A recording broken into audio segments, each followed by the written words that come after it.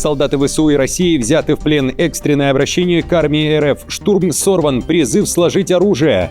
Военная спасательная операция США началась. Потери американских солдат и речь не о Ближнем Востоке. Удар для войск Штатов. Америка экстренно подняла авиацию. США и ЕС бросают вызов России. Битва за регион. Силы НАТО и Брюсселя заходят в Армению. Ответ правительства РФ о повторении судьбы Украины. Детали.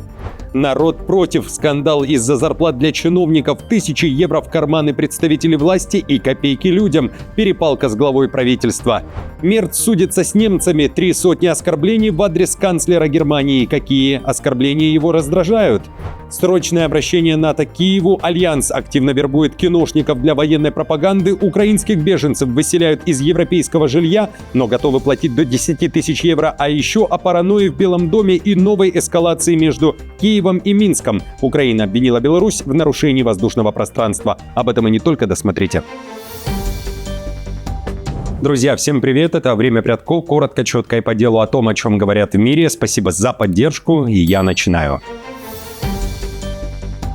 Москва атакована. Российская столица под ударом дронов ВСУ. Прилет по элите России. БПЛА влетели в один из самых известных комплексов – дом на Мосфильмовской улице. Взрыв прозвучал за полночь. На место были стянуты экстренные спецслужбы. Улицы столицы перекрыли.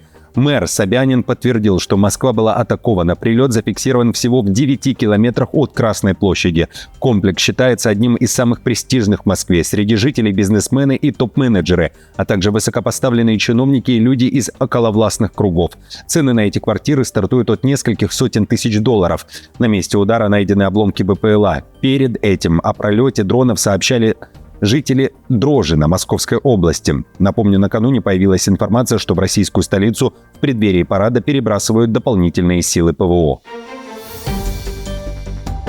Делегации стран ЕС и НАТО заходят в страну-участницу ОДКБ. Москва активно следит за масштабным событием в Ереване. 4 и 5 мая там пройдут сразу два больших саммита. Саммит Европейского политического сообщества, одна из крупнейших встреч лидеров континента за пределами ЕС, и Армения-ЕС. Ереван уже встретил генсека НАТО Рютте, премьера Британии Стармера, Урсулу фон дер Ляйен, Туска, Зеленского и других. В целом представителей практически 50 стран. Главным гостем стал Макрон. The Guardian пишет, столица Армении превращается в центр большой геополитики, демонстрируя курс на сближение с Европой и отход от Москвы. На повестке не только политика, но и безопасность, экономика и последствия возможной эскалации на Ближнем Востоке. Цитата. Ереван был выбран для проведения встречи Европейского политического сообщества, института, продвигаемого президентом Франции Эммануэлем Макроном, в который также входит Великобритания, чтобы дать Армении возможность продемонстрировать укрепляющиеся связи с Европой и тем самым продолжить постепенное отдаление от России своего прежнего покровителя.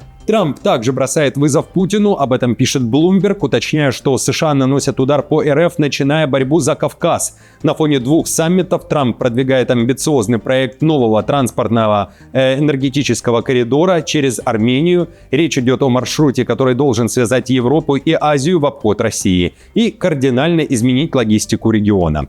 Западная пресса при этом пишет, Москва уже заявила о красных линиях и невозможности Армении усидеть на двух стульях. Bloomberg также уточняет, война в Украине ослабляет позиции России на Кавказе, открывая окно возможностей для США, ЕС и их союзников. Процитирую. Хотя доминирование Москвы на Кавказе подрывается из-за войны в Украине, которая истощает ее возможности направлять ресурсы в регион, вероятно, еще слишком рано говорить, что Трамп решительно выигрывает, а Путин решительно проигрывает, считает Натия Сескурия, старший научный сотрудник по вопросам российской и евразийской безопасности в лондонском аналитическом центре RUSI.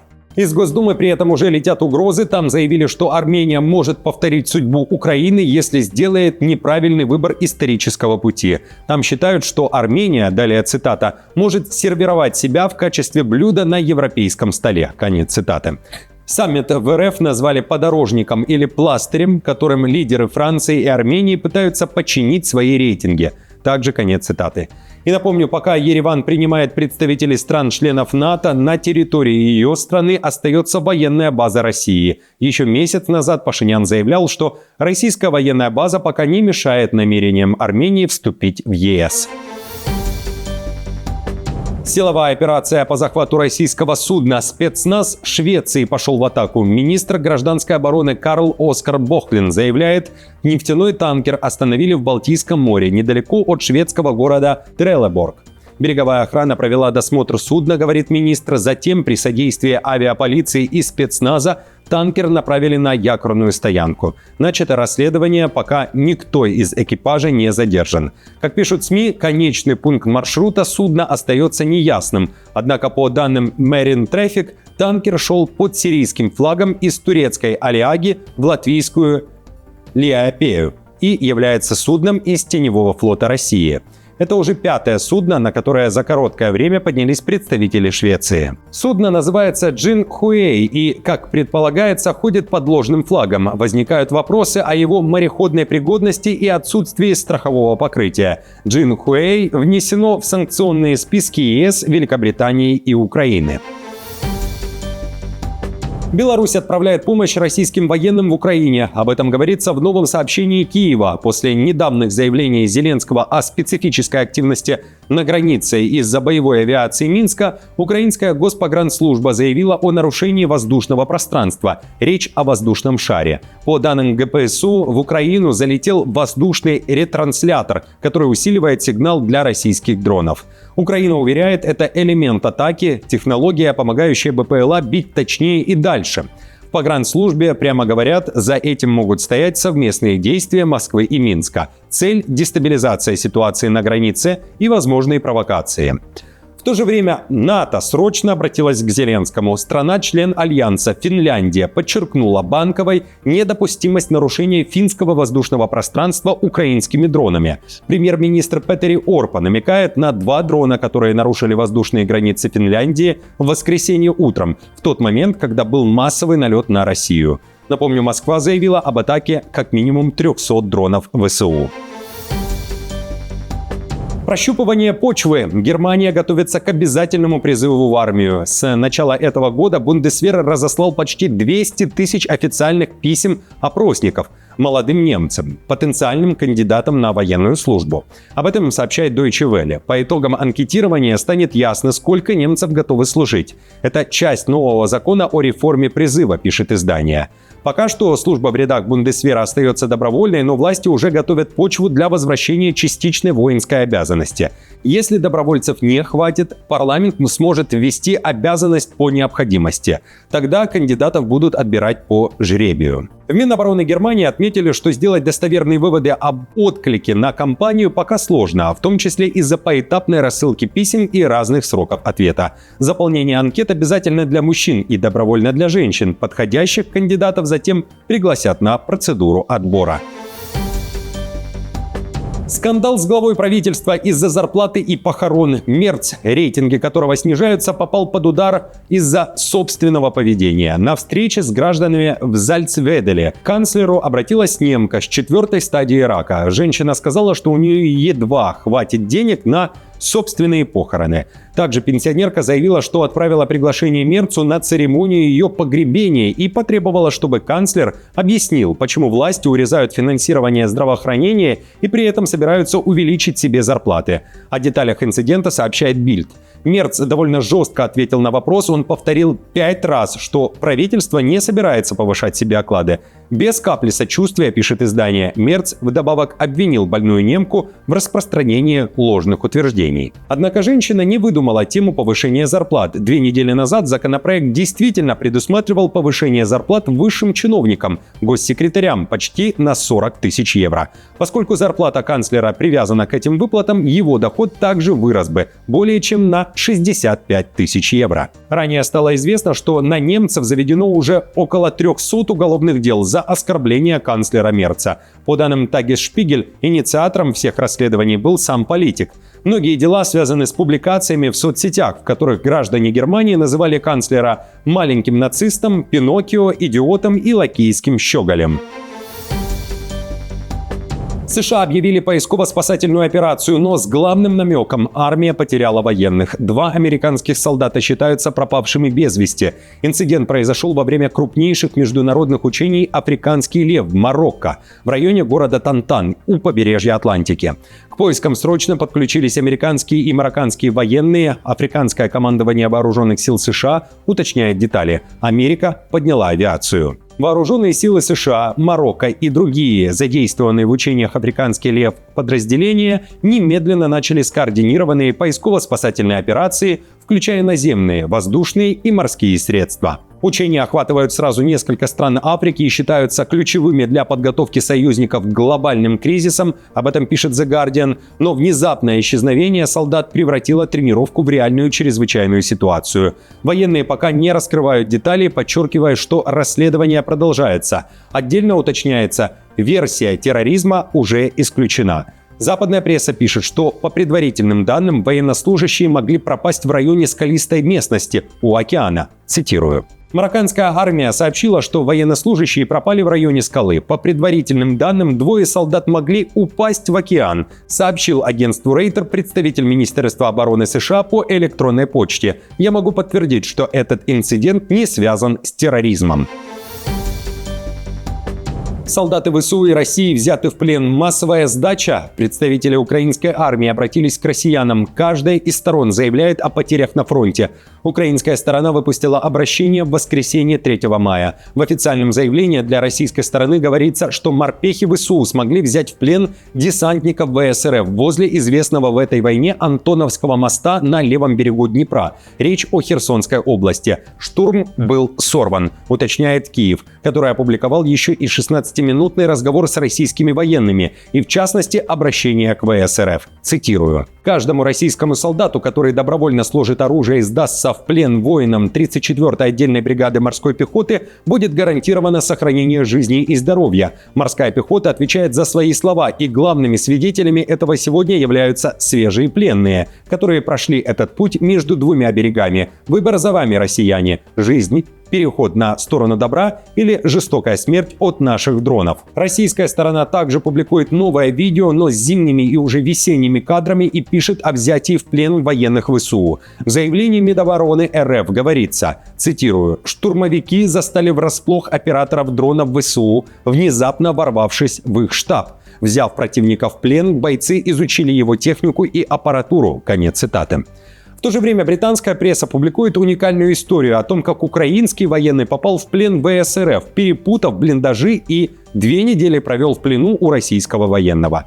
История сейчас разлетается по сети. В материале рассказывается история военного ВСУ Летунова, который в итоге познакомился со своим захватчиком, российским солдатом Никитой.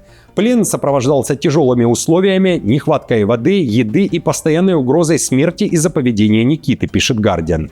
Летунов уверяет, что смог найти подход к российскому военному, манипулировал им, долго говорил и предлагал варианты того, как им двоим спастись из тяжелой ситуации на линии фронта. Еды практически не было, лишь раз в сутки прилетал российский дрон и скидывал паёк на одного, из которого солдат ВС РФ давал немного еды украинскому военному. В итоге 2 решили покинуть блиндаж, когда полностью не стало воды. На открытой местности их едва не убили украинские дроны, пока украинский военный не стал на колени и не подал сигнал, что он представитель ВСУ. Процитирую. Через полчаса появился новый дрон. Я подумал, сейчас либо конец, либо начало новой жизни. С дрона сбросили рацию. Я рассказал им о Никите, и они начали задавать вопросы. Я намекал, что они должны быть осторожны. Пленник я, а не он, и моя жизнь зависит от его настроения. После этого военным снова пришлось быть в блиндаже вместе, пока в один из туманных дней на позиции не появился украинский бронетранспортер. Он забрал 2, говорится в публикации. Теперь российский военный ждет обмена, а украинский на реабилитации. Паранойя в Пентагоне. Министр войны Хексет страдает из-за Трампа. Он боится, что президент вот-вот укажет ему на двери. С января прошлого года Хексет по указке Трампа существенно почистил ряды своего ведомства, уволив без причины более 20 генералов и старших командиров.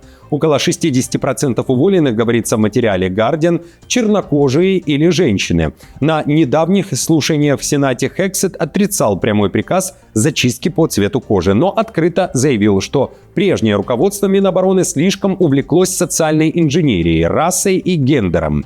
Внутри Пентагона растет страх, отмечает издание. Офицеры опасаются говорить правду, а сама армейская верхушка стремительно теряет роль последнего барьера против импульсивных решений Белого дома. Источники описывают Хексета как все более изолированного и окруженного родственниками, приближенными и идеологическими союзниками, тогда как управление военным гигантом фактически уходит в руки его заместителей.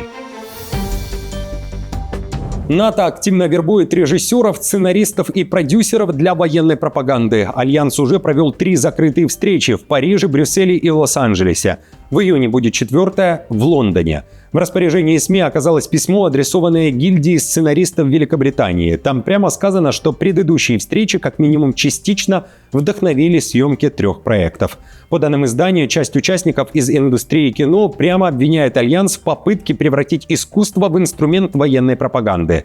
Некоторые приглашенные заявляют, что их фактически подталкивают создавать контент в интересах НАТО под лозунгами безопасности, союзов и роста оборонных расходов. Представители НАТО все отрицают. Говорят, что встречи были инициированы самими киношниками, которые хотят лучше понять, что такое НАТО и как оно работает. Сейчас по всей Европе нагнетается страх по поводу того, что наша оборона якобы ослаблена. В Ирландии я вижу, как часть СМИ и правительства пытаются представить НАТО в положительном свете и подтолкнуть нас к более тесному сближению. Но, как мне кажется, большинство ирландцев не хотят иметь ничего общего с войнами на чужой земле. Украинских беженцев выселяют из европейского жилья. Правительство Ирландии, как и обещало, активно сворачивает программу поддержки украинцев. Некоторые могут остаться без крыши над головой, заявил ирландский министр по делам иммиграции Колн Брофи. С августа власти начнут постепенно выселять беженцев из государственного жилья. 16 тысяч украинцев, живущих сейчас в гостиницах и других объектах за счет Ирландии, должны будут сами искать себе жилье. Брофи уверен, что это не проблема для украинских граждан. Были случаи, когда договоры временного размещения не продлевались, и многие украинцы находили себе жилье самостоятельно, не обращаясь за помощью государства. При этом в правительстве не исключают, 1 или 2 человека, возможно, окажутся на улице. В целом процесс выселения растянут на 6 месяцев. Мы не хотим создавать проблемы для украинцев, искренне не хотим. Но мы хотим добиться равенства и справедливости для всех, а это означает, что доступ к жилью должен осуществляться на тех же основаниях, что и для любого человека, который работает и живет в Ирландии и также ищет себе жилье. Напомню, недавно власти Ирландии анонсировали щедрый пакет помощи украинцам для возвращения домой. Если человек одинокий, ему обещают 2500 евро помощи, а полноценной семье могут выплатить до 10 тысяч евро при условии выезда из страны. Друзья, на этом все. Спасибо вам большое за поддержку. Как всегда, напомню, мне будет приятно, если вы оставите свой комментарий, сделаете репост этого видео и нажмете лайк. До встречи уже завтра.